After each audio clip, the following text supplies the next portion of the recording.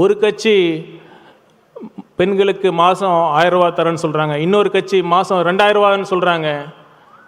இதுக்கு எங்கே முடிவு?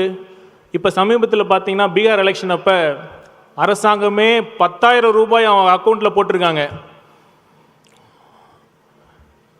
மக்கள் நம்ம நல்லா சிந்திக்கணும். இந்த இடத்துல நான் ஆணித்தரமாக பதிவு செய்ய விரும்புகிறேன். இலவசங்கள் யார் யாருக்கு தேவையோ கண்டிப்பாக அவர்களுக்கு கொடுப்பது ஒரு அரசாங்கத்தின் கடமை. ஆனால் இதை வைத்து அரசியல் செய்வது ஜனநாயகத்திற்கு பெரிய அச்சுறுத்தலாக இருக்கும்.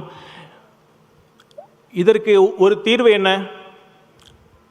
இலவசங்களுக்காக ஒரு ஆணையம் அமைக்கலாம். அந்த ஆணையத்தில் முதலமைச்சரும் இருக்கலாம், எதிர்க்கட்சி தலைவரும் இருக்கலாம். அவர்கள் இருவரும் சேர்ந்து யார் யாருக்கு எவ்வளவு தேவையோ அதை கருத்தில் கொண்டு, அதே சமயம் மாநிலத்தின் நிதி வலிமையும் கருத்தில் கொண்டு அவர்களுக்கு போதிய நிதி உதவியை அளிக்கலாம். இதை வைத்து தயவு செய்து அரசியல் படுத்தி உதவி பெறும் மக்களை கொச்சைப்படுத்தாதீர்கள்.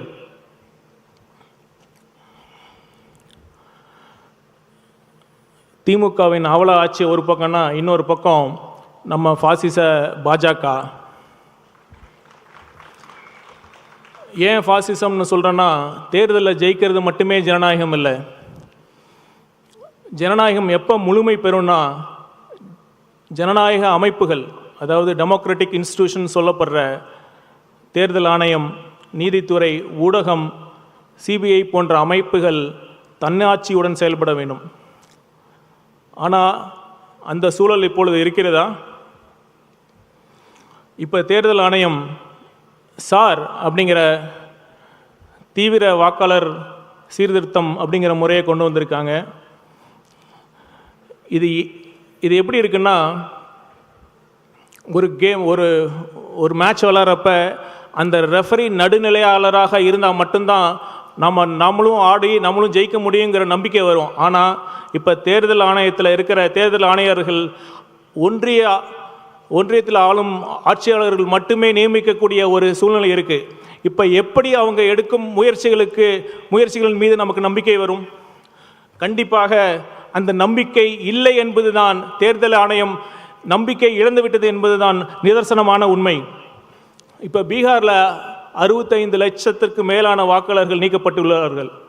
அதில் ஒரு குறிப்பிடும்படி ஒரு significant numbers of Bihar people தமிழ்நாட்டில் இருக்காங்க. இப்போ அவங்களுக்கு தமிழ்நாட்டில் குடியுரிமை வழங்கப்படுமா?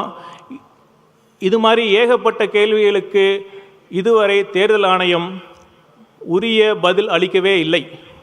இதெல்லாம் அளிக்காமல் தமிழ்நாட்டில் தேர்தலுக்கு சில மாதங்களுக்கு முன்னாடி இந்த மாதிரி தீவிர வாக்காளர் திருத்தம் கொண்டு வருது முற்றிலும் ஏற்கத்தக்கது அல்ல.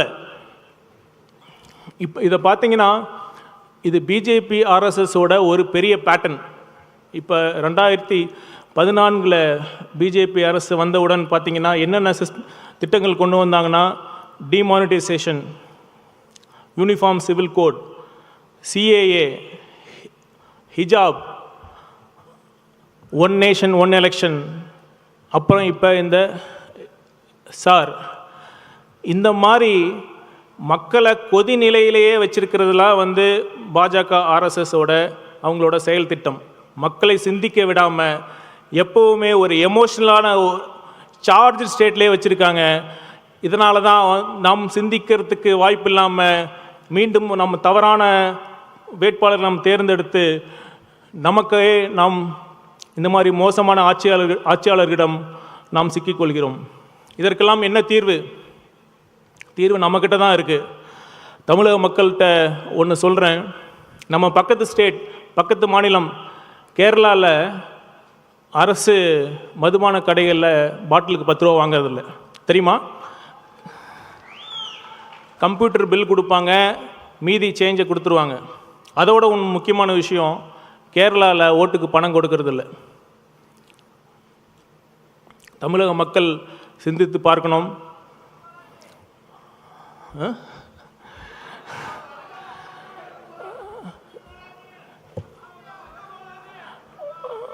ஒரு தொகுதிக்கு 30 கோடி 40 கோடி செலவு செய்து ஒருத்தர் வெற்றி பெற்றால் நிச்சயம் அவர்களால் நல்லாட்சி தர முடியாது. தயவு செய்து அதனால் மக்களே நீங்கள் சிந்தித்து வாக்களியுங்கள். இந்த 1000 ரூபாயை நீங்கள் தியாகம் செய்யுங்கள். நிச்சயமாக 2026 நம் வெற்றித் தலைவர் அவர்களின் தலைமையில் ஒரு நல்லாட்சி அமையும் என்பதை கூறிக்கொண்டு வாய்ப்புக்கு நன்றி கூறி விடைபெறுகிறேன். நன்றி, வணக்கம்.